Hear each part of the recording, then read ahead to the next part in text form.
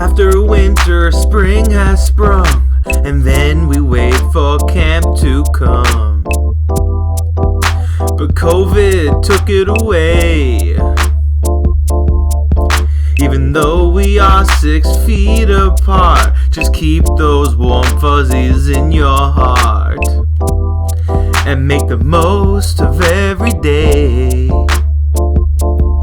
We got crafts and skits and secrets too. Maybe a sing-along will do to cheer us up and make us crack a smile under our masks. So sit right down and hit subscribe and keep some blue juice by your side and forget about the real world for a while. Recording Radiance at Burry Heights. Wow, I love Burry Heights. Oh, what a nice day. No. Reminds me of summers at camp. Yeah, it's so nice. I miss camp so much. I miss camp. Gosh, sure, look, I found this in my closet. I was cleaning out my closet today. And it brought me right back to last summer. Aw, wish I was there. I know, should we show the kids what was in the fanny pack? Can we just show them what's in there? Here, Jumanji, why don't you explain these baggies? The kids don't know what these baggies are. Sure, this is a little first aid kit for on the go. It's got some bandages, some gauze, some sanitizing wipes, and a little notepad in case you need to write anything down. Yeah. Pretty boring, pretty boring. Oh, we got hand sanitizer. You Oh, probably used summer. it all last year, but I mean, Yeah. comes in handy this time of year. Yes, please, give me some of that. Thanks. What else we got? We got a Sharpie. Oh my goodness. These are like gold up to Burry Heights. Everyone be looking for these. Yes. What else is in there? Oh, do you want me to What's take- in the back pouch? Oh my goodness. What have we got? Wow. We got a can of paint in there. And what do you Oh use that my for? god, I forgot to put that in there. Yeah. That's why your back's been so bad. Sure, Willie Trip asked me to help him paint, and I forgot that he gave this to me Oh my before the God. summer was over. Eggshell. Look. Oh yeah. God, what else we got in there? Oh my God. Twist. What? You're not supposed to have almonds at camp. Almond milk. Oh my Twist. gosh, I didn't mean knows better than to. I that. didn't mean to have that there. God. Oh my God, goodness. this is a big back pocket. What else we got? What else we got in there? Twist. Is this really an essential for your fanny pack? Guys, you know that I don't like having my hair wet, so Yeah, I understand. Yeah, I get it, I guess. Yeah. Mhm. I know I got all the essentials weird. here. I got all the essentials, yeah. Look, sure. Is anybody hungry Did or you what? steal those from Daisy or did you buy them yourself? Well, Daisy gave them to me, but I think they're probably rotten now from last summer. What else we got in there? Oh my God, sure. I forgot we even took this. Oh, Picture of the girls. Aw. for memories. Aw. Is there anything else in there? I wonder. What else is in there? Couple pins. Gum wrappers. This is a Starbucks. Don't wrap me out, Jumanji. I think there's one more thing there. Oh, yes. Oh, I forgot. I had this. Oh my goodness. My plant. That's fake, isn't it? I think, yeah, it's fake.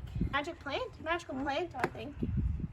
Besides extra couple of I mean, there's a bit of soil in there. now, but- Starburst yeah. wrappers and a bit of soil. That's it. What else has got in their fanny packs now, you know? Yeah, now you know. Hi, I'm Macaroni and you're watching Recording Radiance.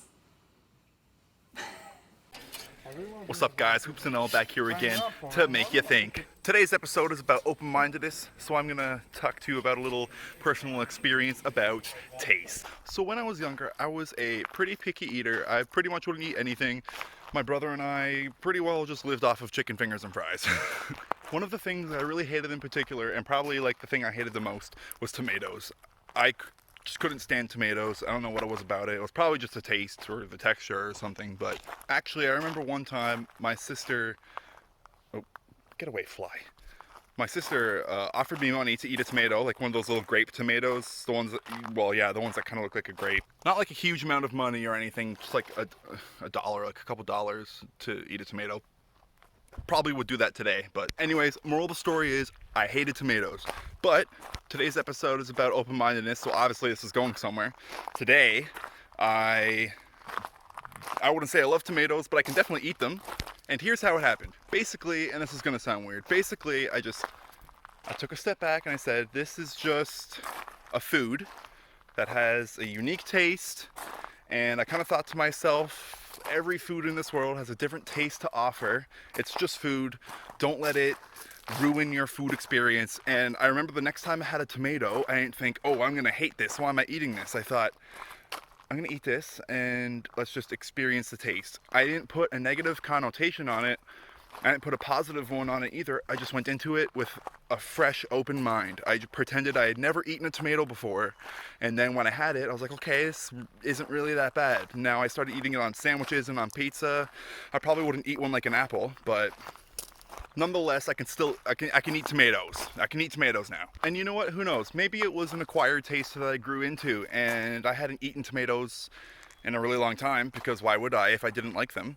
And maybe I grew to like them and I didn't realize it until I had one again. Or maybe it was me going into it with an open mind and saying, okay, this is just a taste. It doesn't have to be a bad taste. That being said, I still really hate olives. Anyways, moral of this segment is that if you go into things with an open mind, even if you've already had a bad experience with it before, it can really transform into a positive experience if you adopt that positive mindset about it.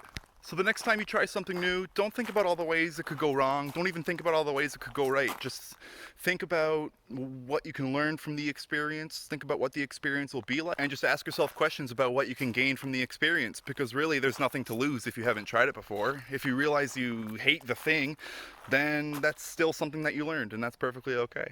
I'm kind of starting to wonder what other things I could change with the right mindset. What do you think? Let me know. This is my favorite poster at Burry Heights. And now a song from Frenchie's dog Phoebe.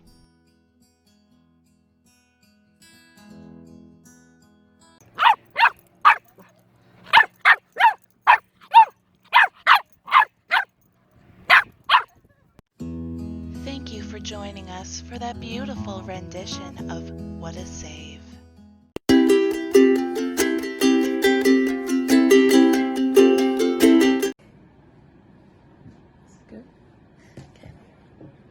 Okay, so after a good 20 minutes maybe of looking, I could not find my hole puncher, but that's okay because I used a safety pin and tweezers to MacGyver this hole into it, so that's fine.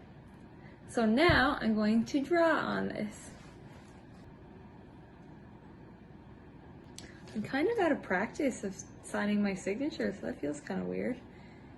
By this point in the summer, normally I probably would have written this like 500 times at least, but I haven't done this in a while.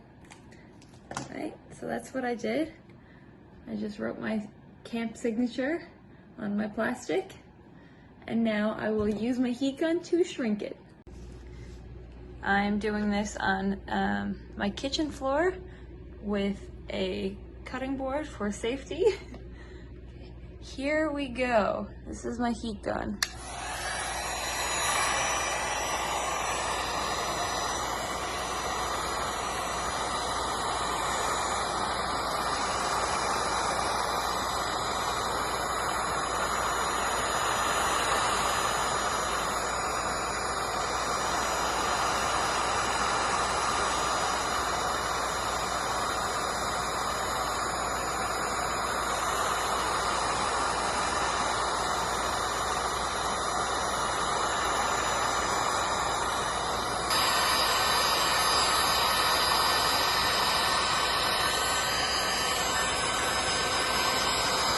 So because of the really high heat, mine did turn white, but I think just that if you just did this in an oven or something, I don't think that it would.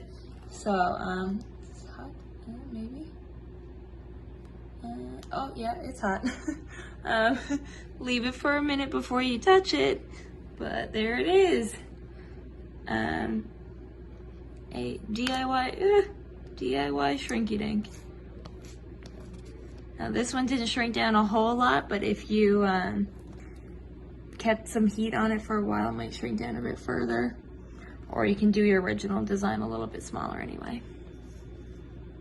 And here's my finished project with my keyring attached. I think it turned out pretty cute.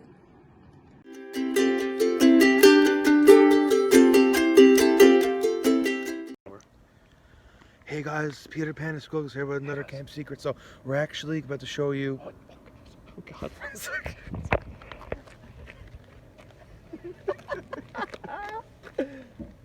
Oh my good gravy. Okay, someone just pulled into the parking lot. Okay, so we're about to show you the secret menu at Canteen. So if you're ever at Canteen at Burry Heights, oh my God.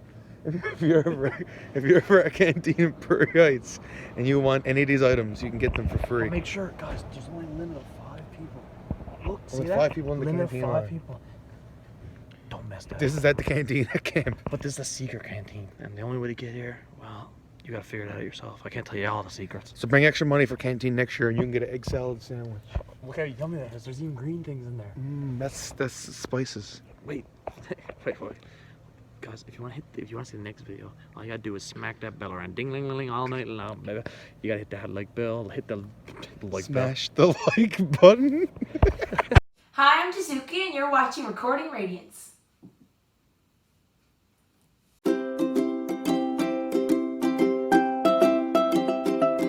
Very close to 10 years ago to the day from now. My first week ever counseling was week 4, 2010. So yeah, 10 years ago.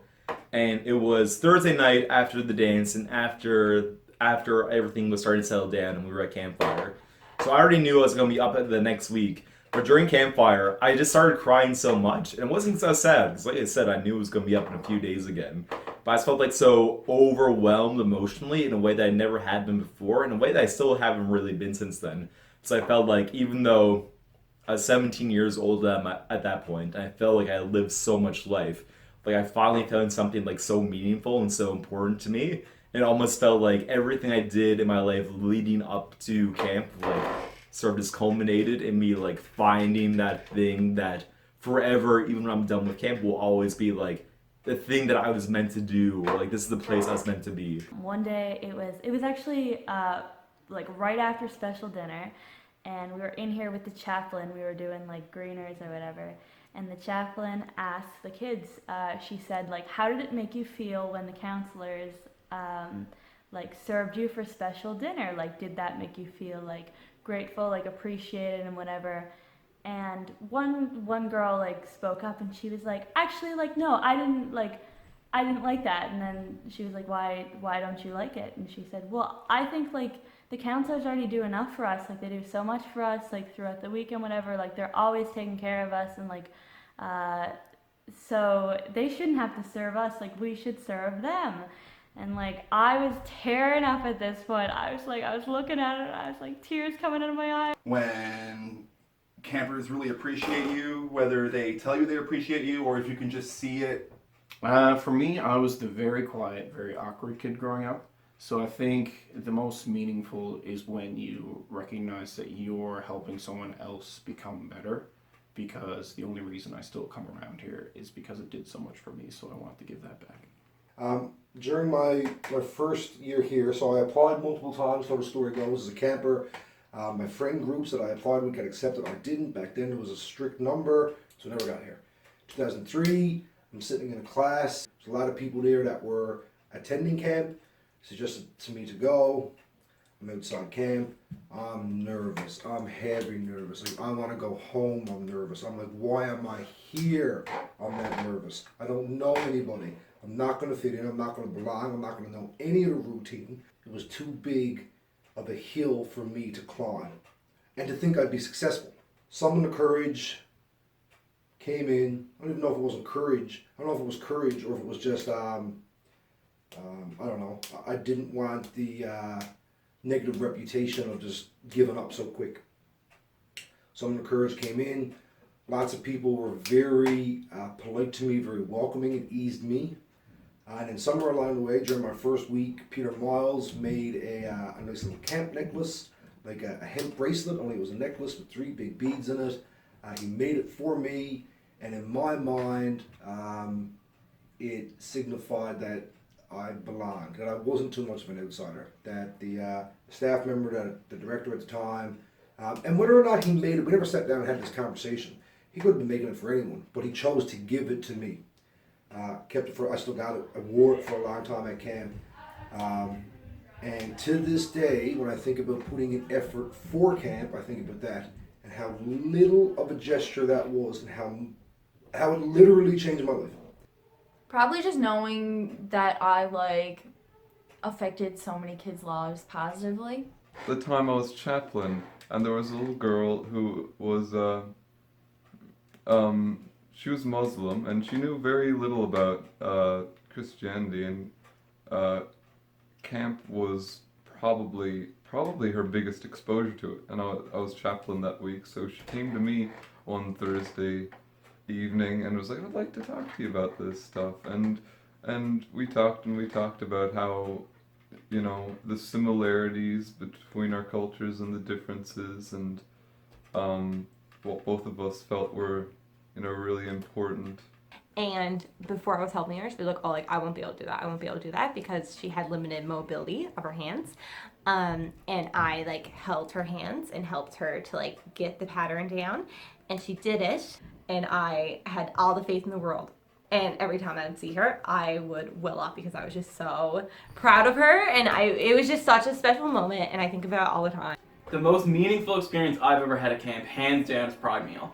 And for me, like, coming up and growing up as a kid, like, I didn't have, like, role models for people that I could look up to and be like, oh, well, here's someone who...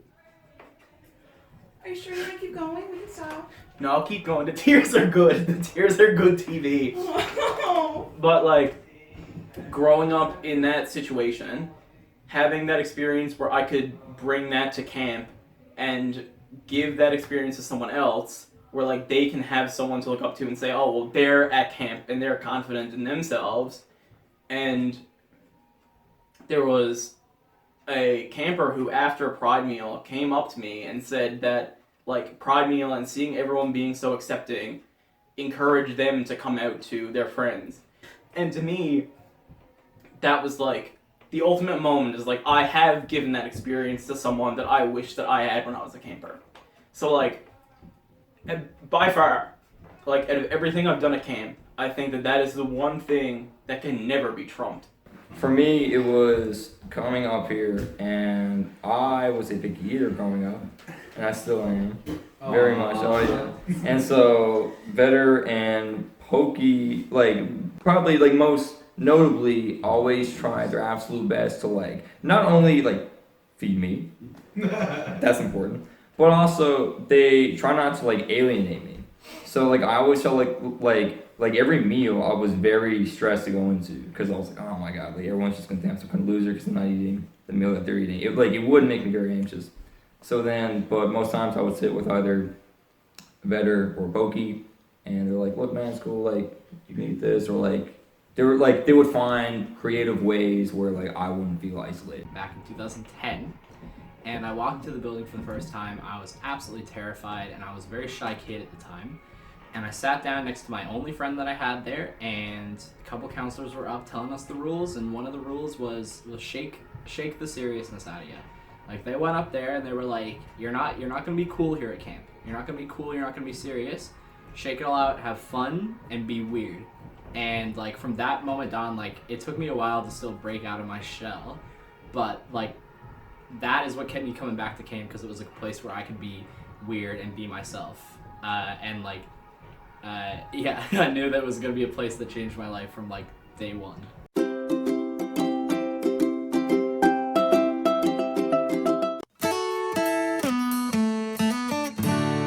Michael has been growing his hair out for an ungodly amount of time. What? Like 5.5 months, I'd say.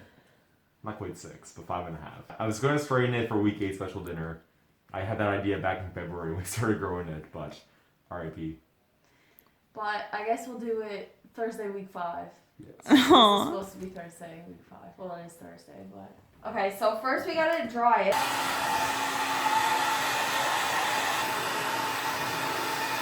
working at all? Can we tell yet?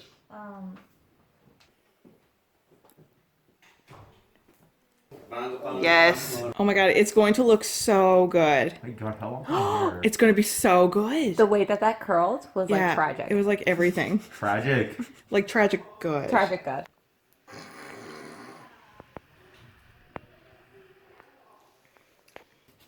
If you turn your face that way, you look like a whole other person. Like this way?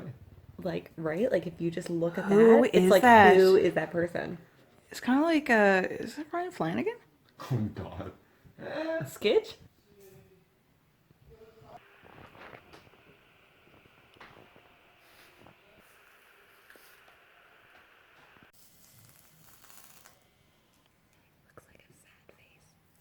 Looks like a sad face. That's what I'm laughing at. See? What does? I don't know how, but it does. It almost looks like that Christmas tree in the Christmas tree in the mall. What? The happy tree. It's so angry. It looks like Oscar the Grouch. Whoa. Really? Is that not Oscar the Grouch? So weird. You're backing away from me. Yeah, because you're gonna burn me. No, I'm not. So what I did, tutorial, I just put this comb in here, stuck her in there. I put a whack of Whack. I put a whack of hairspray in there. And then now it's time for the grand reveal of taking the comb out. I didn't know those come in there. I took it out already. Should I look in the mirror or should I just like... Close your eyes. Oh my god. What have you got done? Let's go show everyone. Good. Let's go show everyone. This is the worst. I feel like a brand new person. Getting my hair did. Your hair's long. I'm scared to move. I'm scared to like move my head because I'm scared I'm gonna get burned. You're not gonna get burned. What if I move my head around all the time? Oh yeah. Also, do you like all the dandruff in my head? That's it on me, buddy. Wow. Come on out, babe. Wow. Okay. So I'm just gonna.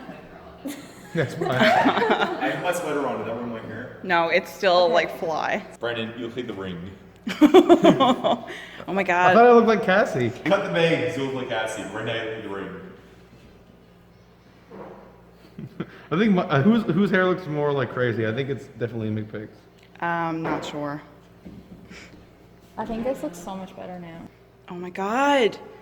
It looks like. Yeah, we're all thinking it. It looks like my hair. That does. It's like your hair, but like it's cute though. I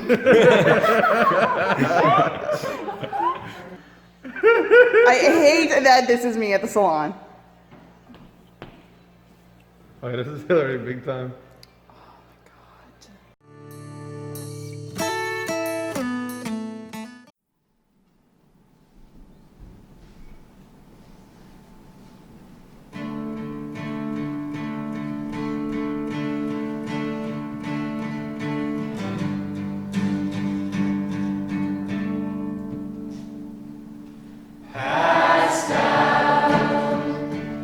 On the overpass,